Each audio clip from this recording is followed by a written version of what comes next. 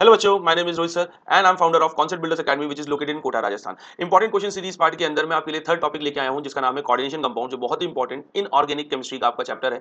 यहां से minimum 2 question पूछे जाने की प्रोबेबिलिटी नीट के अंदर है। बट इस चैप्टर की अहमियत इसलिए भी बढ़ जाती है क्योंकि आप डायरेक्टली कुछ बातें ध्यान रख के इसके क्वेश्चंस पे अप्रोच नहीं लगा सकते। इस चैप्टर के शुरू से लेकर एंड तक जितने भी कॉन्सेप्ट्स हैं, अगर आपको उनके डॉट्स कनेक्टेड हैं तो आप इस पे एक बेटर अप्रोच लगा सकते हैं और इसके क्वेश्चंस को सही करके आ सकते हैं। तो मैं इस एंड समय में जो आपके पास ये 20 दिन बचे हैं आपके नीट के अंदर, तो फटाफट से ऐसे सेलेक्टेड 20 क्वेश्चंस लेके आया हूं जिनको अगर आपने मेरे साथ प्रैक्टिस कर लिया तो शुरू से लेकर एंड तक वो डॉट्स आपके सारे रिवाइज हो जाएंगे। कैसे अप्रोच लगाना है वो आपको रिकॉल हो जाएगा, और अगर थोड़ी बहुत 19-20 आपकी कमी बची हुई है तो वो आप जब मैं इसको एक्सप्लेन करूंगा चीजों को तो आपका शायद वहां से कवर हो जाए। तो प्लीज शुरू से लेकर एंड तक पूरा वीडियो देखना। जैसे डीएनए ब्लॉक और पी ब्लॉक का आपको इंपॉर्टेंट क्वेश्चन सीरीज मेरे ख्याल से हेल्पफुल रही होगी, वैसे ये वाला वीडियो भी बहुत हेल्पफुल रहने वाला है। ठीक है, तो विदाउट किसी देरी शुरू करते हैं हम हमारे फर्स्ट क्वेश्चन के साथ, जो आपका दे रखा है कि cobalt 3 chloride forms, just a second, अपन यहां से हाँ, हाइलाइटर लेकर क्या बोल रहा है, cobalt 3 chloride form several octahedral complex with ammonia. तो नॉर्मल जो होता है कोबाल्ट का +3 ऑक्सीडेशन स्टेट के अंदर एक कंपाउंड है जहां वो क्लोरीन और अमोनिया के साथ बना रहा है। Which of the following will not give test of chloride ions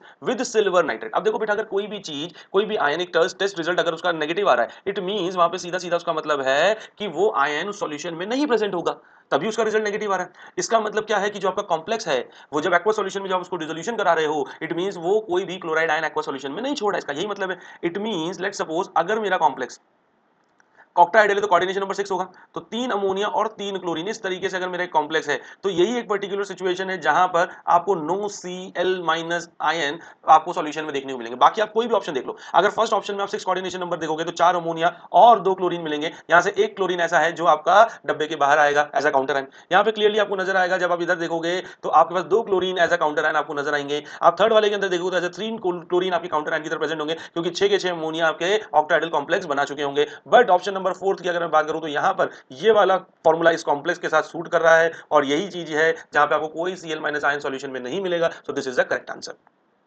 next अगर मैं बात करूं, which of the statement about hexacyanido cobaltate ion is true. तो मैंने कहा भाई, आपसे पूछ रहा है अनपेयर्ड इलेक्ट्रॉन 4 है, लो स्पिन है, हाई स्पिन है, अनपेयर्ड इलेक्ट्रॉन नहीं है तो क्या हाई स्पिन है, अगर कोई अनपेयर्ड इलेक्ट्रॉन नहीं है तो उसके साथ क्या लो स्पिन है। तो मैंने कहा यहाँ पर जो वैलेंस बॉन्ड थ्योरी में हम सारे स्टेप्स फॉलो करते थे, जहां हाइब्रिडाइजेशन ज्योमेट्री, क्योंकि हाइब्रिडाइजेशन ज्योमेट्री तक अगर मैं पहुंचूंगा तभी मुझे पेयर्ड अनपेयर्ड इलेक्ट्रॉन की गिनती पता चलेगी। तो मैंने कहा फटाफट से हमारे स्टेप्स क्या होते हैं। स्टेप 1 होता है कि आपके पास जो भी कॉम्प्लेक्स दिया उसमें सेंट्रल एटम की ऑक्सीडेशन स्टेट, तो मुझे मालूम है कोबाल्ट की +3, तो इस ऑक्सीडेशन स्टेट में उसकी इलेक्ट्रॉनिक कॉन्फिगरेशन तो मुझे मालूम है 4D, सॉरी 4D6 नहीं होगी इसकी, आपकी एक जस्ट अ सेकेंड, 4D6 नहीं 3D6 होगी बच्चे, क्या होगी, 3D6 होगी। ठीक है, 3D6 हो गई कि नहीं, उसके बाद आप क्लियरली देख सकते हैं कोऑर्डिनेशन नंबर आपका 6 है, इसका मतलब 6 हाइब्रिड ऑर्बिटल चाहिए होंगे। तो 3D6 की अगर मैं बात करता हूं तो डी के अंदर कितने 5 ऑर्बिटल होते हैं कि नहीं होते हैं। इन 5 ऑर्बिटल के अंदर 1 2 3 4 5 6, इस तरीके से 3D6 होगा। 4s वाला ऑर्बिटल खाली होगा और हमारे पास 4p वाला खाली होगा। अब हमें मालूम है जो Cn माइनस आयन है बेटा, वो क्या है, स्ट्रॉन्ग फील्ड लिगेंड है। स्ट्रॉन्ग फील्ड लिगेंड क्या कराने के लिए जाना जाता है, फोर्सफुल पेयरिंग कराने के लिए जाना जाएगा। जैसे ही फोर्सफुल पेयरिंग कराएगा तो जो 3D6 के अंदर जितने भी इलेक्ट्रॉन्स हैं सब आपके क्या हो जाएंगे, फोर्सफुली पेयर्ड हो जाएंगे, और आपके पास ये 2 डी ऑर्बिटल अंदर के खाली आ गए, एक s खाली आ गया, 3 p अंदर के खाली आ गए, तो क्लियरली D2sp3 हाइब्रिडाइजेशन आपके पास आ गई। बट देखने को क्या मिला कि जब D2sp3 हाइब्रिडाइजेशन आई और फोर्सफुल पेयरिंग हुए, उस वक्त यहाँ पर कोई भी अनपेयर्ड इलेक्ट्रॉन प्रेजेंट नहीं है। इट मीन जो कॉम्प्लेक्स क्वेश्चन में गिवन है इसमें कोई अनपेयर्ड इलेक्ट्रॉन नहीं है। अगर अनपेयर्ड इलेक्ट्रॉन नहीं है बेटा तो स्पिन कैसे कैलकुलेट होगी, वेरी लो स्पिन कॉम्प्लेक्स होगा। तो मेरे ख्याल से fourth is the right answer. आपका भी यही आ रहा है तो कमेंट में फटाफट से लिख देना। नेक्स्ट क्वेश्चन की हम बात कर रहे थे, name of complex ion FeCN6 - 3। तो आपको मालूम है भाई, जब भी मेरे पास एक कॉम्प्लेक्स होता है तो कॉम्प्लेक्स के अंदर नेमिंग का रूल होता है ligand first then central atom. अब लिगेंड फर्स्ट की अगर मैं बात करूं तो लिगेंड की क्वांटिटी 6 है तो उसके लिए हेक्सा। Cn माइनस को अपन क्या कहते हैं, साइनाइडो। और क्योंकि मेरा सेंट्रल एटम किधर प्रेजेंट है, एनाइनिक पार्ट में प्रेजेंट है, तो मुझे मालूम है अगर आयरन मेरा एनाइनिक पार्ट में प्रेजेंट होता है तो मैं उसको आयरन बोलने की बजाय फेरेट बोलता हूं। तो हेक्सा साइनाइडो फेरेट, और ऑक्सीडेशन स्टेट आपको क्लियरली नजर आ रही होगी कि आयरन का अगर मैं x मान लेता हूं, 6 साइनाइड 1 साइनाइड -1, ओवरऑल चार्ज -3, तो क्लियरली यहां से x की वैल्यू +3 आ रही है, दैट मींस ऑक्सीडेशन स्टेट आपकी 3 है। तो hexa cyanido ferrate 3 ion, option 2 is the correct answer. तो आपने देखो बच्चों, मैं ऑप्शन से नहीं, मेरे को कॉन्सेप्ट पता था, मैंने उसे सीधा नाम लिखा, एज अ सब्जेक्टिव क्वेश्चन को सॉल्व किया, मेरा जो आंसर है देखा कि ऑप्शन प्रेजेंट है, मिला, मैंने टिक किया और अपन आगे बढ़ गए। नेक्स्ट है the hybridization involved in complex NiCN whole 4 -2। तो मैंने कहा भाई निकल की सबसे पहले ऑक्सीडेशन स्टेट, तो भाई साइनाइड पे कितना -1, तो 4 साइनाइड -4, ओवरऑल चार्ज -2, तो क्लियरली यहां से x की वैल्यू +2 आ रही होगी, ऐसे ही तो लिखते हैं, क्यों, ठीक है, तो निकल की +2 आ रही है, तो इसका मतलब इसका इलेक्ट्रॉनिक कॉन्फ़िगरेशन मेरे ख्याल से क्या हो जाना है, आर्गन 3d8 हो जाना है। अब कोऑर्डिनेशन नंबर अगर इसका बेटा 4 है तो हाइब्रिड ऑर्बिटल भी 4 चाहिए। तो मैंने कहा अगर मैं यहाँ से 1 2 3 4 5, तो 1 2 3 4 5, ओहो ये ज़्यादा हो गया, हटा दो, 6 7 और 8 ऐसे बना दूँ। तो यहाँ पे आपको दिख रहे हैं ये 2 अनपेयर्ड इलेक्ट्रॉन दिख रहे हैं। अब आपका Cn- क्या है बेटा, स्ट्रॉन्ग फील्ड लिगेंड है। Cn- स्ट्रॉन्ग फील्ड लिगेंड, इसका मतलब वो क्या कराएगा, फोर्सफुल पेयरिंग कराएगा। तो यही जो 3d8 है वो Cn- इफेक्ट के चक्कर में ये 8 इलेक्ट्रॉन पीछे की तरफ फोर्सफुल पेयरिंग कर लेंगे। डी के अंदर का एक ऑर्बिटल खाली मिल गया, और कितने ऑर्बिटल चाहिए, 3। तो 4s का एक ऑर्बिटल मेरे लिए प्रेजेंट पड़ा है, और मुझे मालूम है 4p ऑर्बिटल भी हाइब्रिडाइजेशन में पार्टिसिपेट करेगा। तो मुझे इसके कितने चाहिए, 2। तो एक डी मिला, एक s मिला, 2 p के मिले, जोड़ोगे क्या बन जाएगा, dsp2। इसका मतलब हाइब्रिडाइजेशन जो इस कॉम्प्लेक्स में इन्वॉल्वड है वो है बेटा dsp2, that is option number 3 is the right answer. Next question, the sum of coordination number and oxidation of the metal m in the complex. आपको एक कॉम्प्लेक्स दिया है, कलर चेंज करना चाहेंगे, चलिए कर लेते हैं। एक कॉम्प्लेक्स दिया है m en whole twice C2O4 Cl। आपको मालूम है इसका नाम क्या है बेटा, इसको हम बोलते हैं इथेन 1,2 डायअमाइन। इसको अपन क्या कहते हैं बेटा, ऑक्जेलेटो। आपको मालूम है इथेन डायनामाइन पे कोई कोई चार्ज नहीं होता, जीरो। ऑक्जेलेटो आपको C2O4-2, इसका मतलब ऑक्जेलेटो आपको -2 चार्ज का कंट्रीब्यूशन दे रहा है। अगर मैं मेटल का x मान लूं, 2 इथाइलिन डायमाइन मिलकर 0 दे रहे हैं, प्लस एक आपका जो ऑक्जेलेटो है वो -2 चार्ज दे रहा है, और साथ में एक क्लोरीन -1 दे रहा है, ओवरऑल चार्ज 0 है। तो यहां से एक आपका ऑक्सीडेशन स्टेट कितना आ गया बेटा, +3 आ गया कि नहीं, ऑक्सीडेशन स्टेट क्या आ गया, +3 आ गया। दूसरा क्या पूछ रहा है, oxidation number and coordination number. Clearly आपको पता है बेटा क्या, ईएन क्या है, बाइडेंटेट लिगेंड है। अगर एक लिगेंड 2 बॉन्ड बना रहा है तो 2 मिलकर 4 कोऑर्डिनेट बॉन्ड बनाएंगे। वहीं C2O4 ये भी बेटा एक बाइडेंटेट लिगेंड है, तो एक लिगेंड आपके 2 कोऑर्डिनेट बॉन्ड बना देगा। तो टोटल कोऑर्डिनेट बॉन्ड कितने हो गए बेटा, 6 हो गए। 6 + 3 कर देंगे तो कितना आ जाएगा, 9 आएगा कि नहीं आएगा। तो option 3 is our correct answer. Next अगर मैं बात करता हूं क्वेश्चन नंबर 6 की, सो क्वेश्चन नंबर 6 की बेटा अगर बात करें तो number of possible isomers for the complex. ठीक है, कितने पॉसिबल आइसोमर होंगे। तो मैंने कहा भाई मेरे पास है कोबाल्ट और ईएन होल ट्वाइस है, तो मैंने कहा ईएन होल ट्वाइस है, लेट्स सपोज ये मैंने बनाया ईएन, ये मैंने बनाया एक और ईएन बाइडेंटेड होता है, और ये मैंने बनाया बेटा सीएन। तो आप क्लियरली देख सकते हो यहाँ पे दोनों क्लोरीन 90 डिग्री, ये 90 डिग्री है, तो मैं इसको सिस बोल सकता हूँ कि नहीं। और अगर मैं इसी के अंदर चाहूं तो मैं इन्हीं को अपोजिट डायरेक्शन में अगर बना दूं, बटरफ्लाई शेप की तरह अगर बना दूं ईएन, तो यही इसका क्या हो जाएगा, ट्रांस हो जाएगा कि नहीं। तो सिस और ट्रांस, तो आपको 2 आइसोमर तो दिख गए। दूसरी चीज अगर आप देखोगे तो ये जो सिस वाला बंदा है ये आपका ऑप्टिकली एक्टिव है कि नहीं है। ये आपका क्या है बेटा, ऑप्टिकली एक्टिव है। इसका मतलब इसकी जो इसकी superimposable, sorry non superimposable image बनाई जा सकती है कि नहीं। अगर नॉन सुपर इंपोजेबल इमेज होगी तो ये एक तरीके से क्या होगा, एक डेस्ट्रो हो जाएगा, और एक इसका ऑप्टिकली एक्टिव कंपाउंड लीवो बनेगा। तो अगेन आप देखो ये वाला कंपाउंड कॉमन है, तो काउंटिंग में कितना है, एक लीवो आया, एक सिस आया और एक ट्रांस आया, क्योंकि डेक्स्ट्रो और सिस वाले दोनों सिमिलर सिमिलर से। तो टोटल काउंटिंग कितनी हो गई बेटा, 3 हो गई। तो टोटल आइसोमर्स यहाँ पे कितने आपको देखने को मिल रहे हैं, पॉसिबल आइसोमर 3।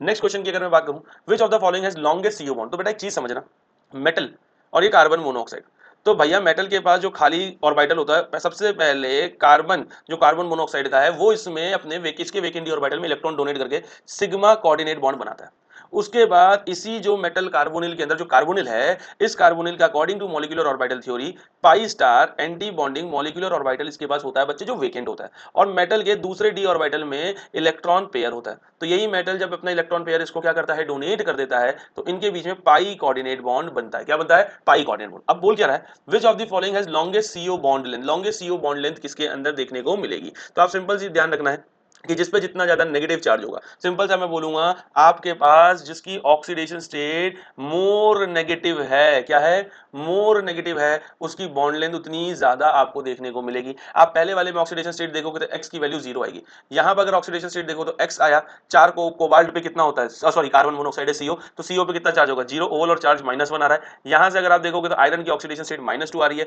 और यहां से अगर आप देखोगे तो यहां से मैग्नीज +1 आ रहा है। तो सबसे ज्यादा नेगेटिव ऑक्सीडेशन स्टेट आयरन की है। इसी वजह से अगर मैं Fe CO होल 4 -2 के अंदर अगर देखूंगा तो आयरन कोबाल्ट की जो बॉन्ड लेंथ होगी वो मुझे मैक्सिमम देखने को मिलेगी, लॉन्गेस्ट देखने को मिलेगी। ठीक है बच्चों।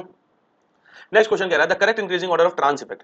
तो बेटा ट्रांस इफेक्ट क्या होता है, ट्रांस इफेक्ट आप ऐसे मानो कि सबसे पहली चीज तो ट्रांस इफेक्ट मोस्टली आपको स्क्वायर प्लेनर के अंदर देखने को मिलेगा। जैसे मान लो आपके पास एक एम मेटल है, इसने ए बी सी और डी, ठीक है। अब मान लो यहां पर आपके पास एक लिगेंड ऐड करना है, तो अगर एक लिगेंड यहां पर ऐड होगा तो किसी एक इनमें से ए बी सी डी में से किसी एक को यहां से जाना पड़ेगा। तो भाई एक लिगेंड ऐड हो रहा है तो एक लिगेंड यहां से क्या होगा, माइनस। अब होता क्या है कि लेट्स सपोज जैसे ए है आपका, तो इनमें से एक लिगेंड अपनी ट्रांसपोजिशन पे, समझ लो जैसे ए है तो ए की ट्रांसपोजिशन क्या हो गई बेटा, डी हो गई कि नहीं हो गई। तो अगर आपका यहां से डी बाहर निकल रहा है और नया लिगेंड इस डी पोजीशन पे आ रहा है, कहां पर आ रहा है बेटा, इस डी पोजीशन पे। वैसे तो वो कहीं पर भी आ सकता है, बट देखा जाता है जो मेजर प्रोडक्ट जब वो ट्रांस पोजीशन पे आता है तो जो मॉलिक्यूल आपका नया बन रहा है वो सबसे ज्यादा स्टेबल होता है, इसीलिए हम बोल रहे हैं। तो इसका मतलब इस ए के रिस्पेक्ट में ट्रांस पोजीशन लिगेंड यहां पर आया कि नहीं आया, तो लिगेंड अगर उसकी ट्रांस पोजीशन पे आ रहा है तो यही सामने वाले लिगेंड का क्या कहलाता है, ट्रांस इफेक्ट कहलाता है। क्या कहलाता है बेटा, ट्रांस इफेक्ट। तो कौन कौन से लिगेंड ट्रांस इफेक्ट को कैसे ज्यादा देते हैं, कौन से कम देते हैं, अगर मैं इसकी बात करूं तो आपको एक ट्रांस इफेक्ट की सीरीज के बारे में बताता हूं और इसको याद करने का एक सिंपल सी ट्रिक भी दे देता हूं, बहुत इंपॉर्टेंट है। ठीक है, तो देखो क्या है, साइना को नोबिता एलिजा पर है फिर शक। ठीक है, तो क्या बना, साइना मतलब साइनाइड, को मतलब कार्बन मोनोऑक्साइड, नो मतलब एनो नाइट्रोजन मोनोऑक्साइड, एलिजा का मतलब हो गया इथाइल C2H5, पर मतलब Pr3 हो गया, हे मतलब हाइड्रोजन, और फिर का मतलब हो गया बेटा फिनाइल, दैट इज C6H5। ठीक है बच्चों, उसके बाद आगे कंटिन्यूड है सीरीज, ऐसा नहीं है। साइना को नोबिता एलिजा पर है फिर शक, फिर नहीं तो इंस्पेक्टर सचिन बेटा कल, ठीक है, प्यार, ठीक है, नहीं तो इंस्पेक्टर सचिन बेटा कल प्यार, और इसके मतलब क्या हो गया, नहीं का मतलब यहाँ हो गया बेटा NO2, इंस्पेक्टर का मतलब आयोडीन, सचिन मतलब हो गया आइसोसाइनाइड, बेटा मतलब ब्रोमीन, कल मतलब क्लोरीन, और प्यार का मतलब यहाँ पर हो गया पिरिडीन। प्यार का मतलब क्या हो गया, पिरिडीन। प्यार से नहीं उसे गुस्से से पानी देंगे, तो नहीं का मतलब यहाँ NH3 अमोनिया हुआ बेटा, उसे का मतलब यहाँ OH और पानी देंगे का मतलब H2O। तो इस तरीके से आप सीरीज याद रख सकते हैं, साइना को नोबिता एलिजा पर है फिर शक, नहीं इंस्पेक्टर सचिन बेटा कल प्यार से नहीं उसे गुस्से से पानी देंगे। तो इस तरीके से ट्रांस इफेक्ट अगर आप याद रखते हो तो आपको क्लियरली यहाँ पर नजर आ रहा है बेटा कि साइनाइड का ट्रांस इफेक्ट सबसे ज्यादा है, फिर आपका किसका देखो फिनाइल का है, फिर आपका किसका है बेटा देखो आपका ब्रोमीन का है, और फिर अमोनिया का। तो फोर्थ ऑप्शन मेरे हिसाब से this is the correct answer. Next 9th question की बात करें, the type of isomerism shown by the complex COCl2 EN whole twice is, अरे भैया COCl2 EN होल ट्वाइस, अभी अपन ने देखा एक ऑप्शन कि भैया अगर मैं यहाँ पे बात करता हूँ कोबाल्ट की, तो कोबाल्ट ने लेट सपोज अगर दोनों दोनों इथाइलिन डायमाइन जो बाइडेंटेड लिगेंड है अगर उसको इस तरीके से एडजेसेंट पे लगाया है तो ये उसका क्या कहलाएगा, सिस। और यही कोबाल्ट ने अगर बटरफ्लाई पोजीशन ले ली, ठीक है, और दोनों बाइडेंटेड लिगेंड इस तरीके से अपोजिट 180 डिग्री पे चले गए तो क्या कहलाएगा, ट्रांस। तो क्लियरली यहाँ पे कौन सा आइसोमेरिज्म दिखा रहा है बेटा, ज्योमेट्रिकल आइसोमेरिज्म दिखा रहा है। दूसरा आपका देखोगे iron carbonyl FeCO whole 5 is, अरे मोनोन्यूक्लियर है क्योंकि एक ही सेंट्रल एटम है उसका, एक ही न्यूक्लियस होगा तो मोनोन्यूक्लियर है। Next, the crystal field stabilization for COCl6-4 is 18,000। तो जैसे ही आपने COCl6-4 देखा तो आपको समझ में आ गया ये octahedral crystal field splitting energy दी है, इसका मतलब डेल्टा O की वैल्यू 18,000 आपके सामने। The crystal field splitting energy of COCl4-2, आपसे CL4-2 की पूछी है, इसका मतलब tetrahedral crystal field splitting energy आपसे पूछी है डेल्टा T। तो हमें मालूम है कि जो टेट्राहेड्रल स्प्लिटिंग होती है वो 4/9 टाइम्स ऑफ डेल्टा O होती है। 4/9 और डेल्टा O की जगह में अगर बेटा 18,000 यहाँ पे रख देता हूँ तो 9 में कितनी बार जाएगा, 2000, आपके पास 8,000 सेंटीमीटर इनवर्स आपके पास बेटा आंसर आ जाएगा। तो fourth is your correct answer. तो फॉर्मूला क्या याद रखना है, delta T is equal to 4/9 delta O। Next क्या बोल रहा है, ethylene di amine tetra acetate EDTA ions, अरे बहुत important, very important, polydentate ligand जब पढ़ते हैं एनसीईआरटी में तो पॉलीडेंटेड लिगेंड के अंदर जो आपको एग्जांपल दे रखा है बड़ा बड़ा वो इसी का दे रखा है EDTA, और बोला गया है ये हेक्सा डेंटेट लिगेंड होता है बच्चों, क्या होता है, हेक्सा डेंटेट लिगेंड होता है, और इसके अंदर 4 oxygen as a donor site behave करते हैं and 2 nitrogen as a donor site. तो आप क्लियरली देखो बेटा मैं ऑप्शन नहीं पढ़ा, जैसे मैंने को बोला इनमें से कौन सी बात सही है, मैंने अपना कॉन्सेप्ट खुद दिमाग लगाया, EDTA को ये कहते हैं, हेक्साडेंटेट है, उसके बारे में ये इन्फॉर्मेशन है। ठीक है, तो मैंने जैसे ये चीज मैंने वहां पर अपने दिमाग में सोची तुरंत मेरे को ऑप्शन यहाँ पे ऑप्शन 1 क्लियरली अलग से नजर आने लग जाएगा, hexadentate ligand with 4 oxygen and 2 nitrogen donor atoms, clearly match कर रहा है, करेक्ट आंसर आ गया विदाउट किसी सिली मिस्टेक। नेक्स्ट क्या दिया है, match the list one with list two. तो मेरे को सबसे पहले FeCN होल 6-3 दे रखा है, तो भैया FeCN होल 6-3 की अगर मैं बात करूं तो आयरन की ऑक्सीडेशन स्टेट +3 है, तो आयरन का यहाँ पे आ जाएगा आर्गन 4s2 3d6 होता है, 3 इलेक्ट्रॉन निकालूंगा तो कितना आ जाएगा बेटा 3d5 आ जाएगा, ऊपर से CN- स्ट्रॉन्ग फील्ड लिगेंड है, इसका मतलब जो D के ऐसे 1 2 3 4 5 3d5 के अंदर जो 5 ऐसे इलेक्ट्रॉन रह रहे हैं तो फोर्सफुल जब पेयरिंग हो जाएगी तो ऐसे रहेंगे, तो D के अंदर आपकी 2 जगह पहले से क्या हो गई, खाली हो गई। तो अगर आप देखोगे लिगेंड के आने के बाद यहाँ पे एक ही अनपेयर्ड इलेक्ट्रॉन दिखेगा, आपको बताया अगर एक अनपेयर्ड इलेक्ट्रॉन है उसमें 0.83 0.93 ये सब जोड़ दो तो वो उसका क्या होता है, मैग्नेटिक मोमेंट 0.83 वोल्ट मैग्नेटॉन, इसका मतलब ए का सीधा सीधा clearly fourth option is our answer आ रहा है। तो मैंने कहा ए का फोर्थ किस में दिया, मैंने कहा फोर्थ में दिया और 1 में दिया है, तो मैंने कहा चलो 2 और 3 हट गए।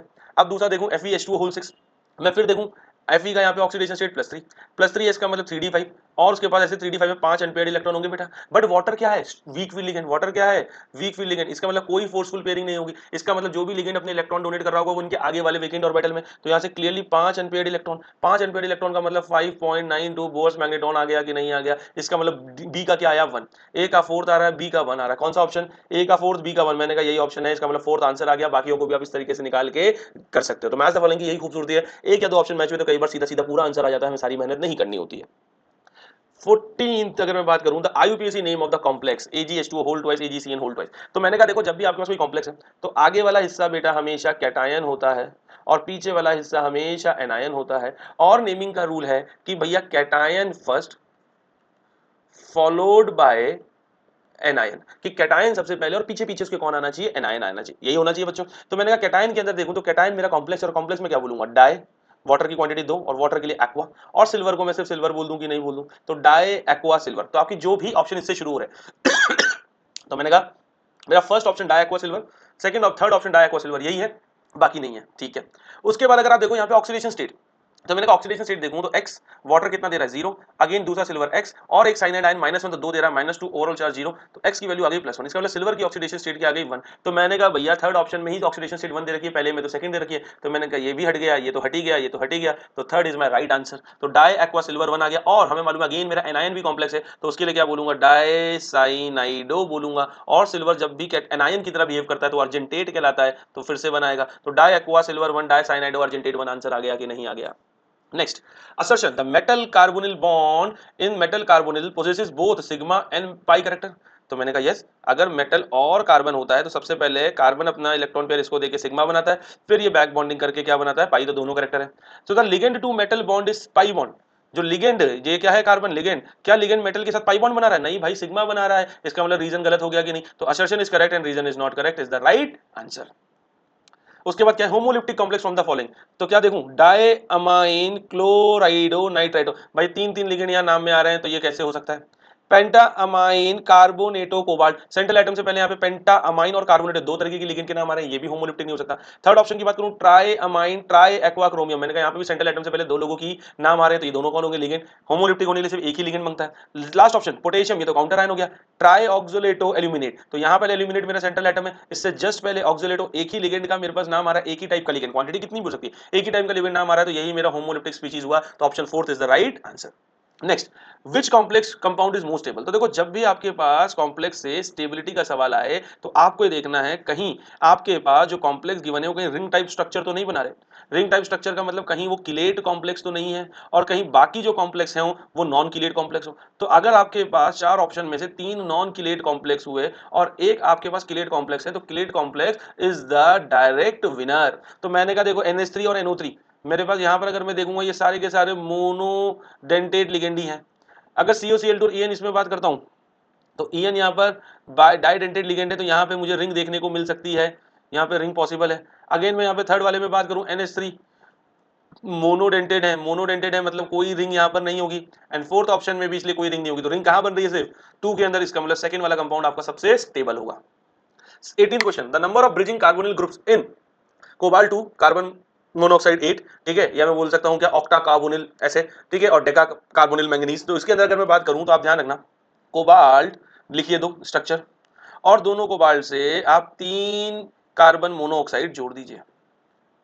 ठीक है बेटा, अब दोनों कोबाल्ट से 3 कार्बन मोनोऑक्साइड जोड़ दिए तो अभी भी 2 बच रहे हैं, तो ये दोनों कार्बन मोनोऑक्साइड बेटा एज अ लिंक की तरह आपके दोनों कोबाल्ट के साथ जुड़े हुए होते हैं, तो ये ब्रिजिंग कार्बोनिल हो गए कि नहीं? इसका मतलब अगर मैं पहले वाले कॉम्प्लेक्स की बात करूं इसमें कितने ब्रिजिंग कार्बोनिल है? यहाँ से आंसर कितना आ रहा है? 2। कितना आ रहा है बच्चे? 2। मैंगनीज डेका कार्बोनिल की बात करूं तो यहाँ पर बेटा आपके पास सारे के सारे जो कार्बोनिल होते हैं वो आपके डायरेक्टली मैंगनीज से जुड़े होते हैं, और मैंगनीज के बीच में कोई भी ब्रिजिंग कार्बोनिल नहीं होता है बच्चों, कोई भी ब्रिजिंग कार्बोनिल नहीं है। तो यहाँ ब्रिजिंग कार्बोनिल कितना है? 0। कार्बोनिल कितना है? 0। तो option is 2 and 0, that is fourth is the right answer. 2 and 0, तो दोनों की स्ट्रक्चर कैसे बनानी है वो आपके सामने है, ध्यान रखना बच्चों।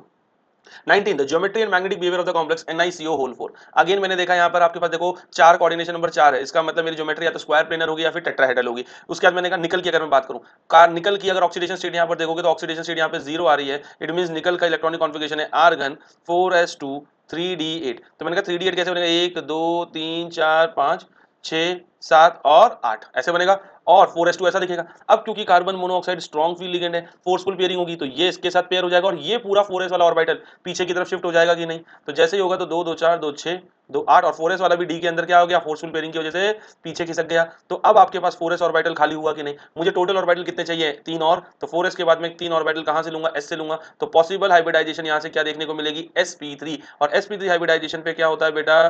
टेट्राहेड्रल होगा। कोई भी जीरो अनपेयर्ड इलेक्ट्रॉन है इसका मतलब डायामैग्नेटिक होगा, तो tetrahedral and diamagnetic is the right answer. Last and final question है, the type of isomerism shown by COCl2 E and hold. तो शायद ये क्वेश्चन अपन पहले कर चुके हैं, ठीक है? तो इसका क्लियरली आंसर आपका कौन सा है? मेरे ख्याल से ज्योमेट्रिकल आइसोमेरिज्म। ये क्वेश्चन रिपीट हो गया, तो टोटल 19 क्वेश्चन हमने यहाँ पर प्रैक्टिस किए, एक रिपीटेड है, ठीक है बच्चों? तो आपको मेरे ख्याल से सारा लगभग मैंने एस्पेक्ट यहाँ पे कवर कर लिया है। हर टाइप का क्वेश्चन यहाँ पर मैंने लेने की कोशिश की है, जहां से आपको VBT, CFT और क्रिस्टल फील्ड स्प्लिटिंग एनर्जी क्या होता है, मेटल कार्बोनिल्स की बॉन्डिंग के बारे में आपको कैसे ध्यान रखना, उनकी स्ट्रक्चर क्या होती है, आपका मैं बोलूं ट्रांस इफेक्ट क्या होता है, आइसोमेरिज्म क्या होता है, नेमिंग के क्वेश्चन हो गए, primary valency, secondary valency, coordination number क्या हो गया, समझ में आ गई बात? तो अपने हर टाइप के क्वेश्चंस यहाँ पर लेने की कोशिश की है। इतने क्वेश्चंस अगर आपके अच्छे से अगर आपको आते हैं या मेरे साथ साथ आप आगे से अगर इनका आंसर करते जा रहे हैं, इट मींस आपके सारे डॉट्स कनेक्टेड है। बट अगर इन्हीं क्वेश्चंस में अगर आपको दिक्कत आ रही है या मेरे समझाने के बाद आपका माइंड चल रहा है, अप्रोच लग रही है, इट मींस कहीं ना कहीं डॉट्स सारे कनेक्टेड नहीं है। You need to sit back and वापस इसको एक बार रिवाइज करके और वापस से क्वेश्चन अटेम्प्ट करने की आपको जरूरत है, ठीक है? तो अगर किसी भी तरीके की अगर आपको कोई दिक्कत आती है तो again you can comment down your doubts in the comment box, ठीक है? I will 100% responded. And again मेरा इंस्टाग्राम हैंडल मेरा आपको डिस्क्रिप्शन में मिल जाएगा, तो if you want some mentorship, some guidance in this last days, you can directly DM me also over there, ठीक है? We will connect. तो बच्चों तब तक के लिए अच्छे से प्रैक्टिस करते रहो, इस पूरी वीडियो को अच्छे से देखना, ठीक है? एंड पहली 2 वीडियोस पे अपना अच्छा प्यार देने के लिए आप लोगों का बहुत-बहुत धन्यवाद। सो आई जस्ट वांट टू से थैंक यू एंड बिल्कुल पूरा वीडियो को देखकर सारी चीजों को क्लियर कर लो। चलो बेटा, बाय बच्चों।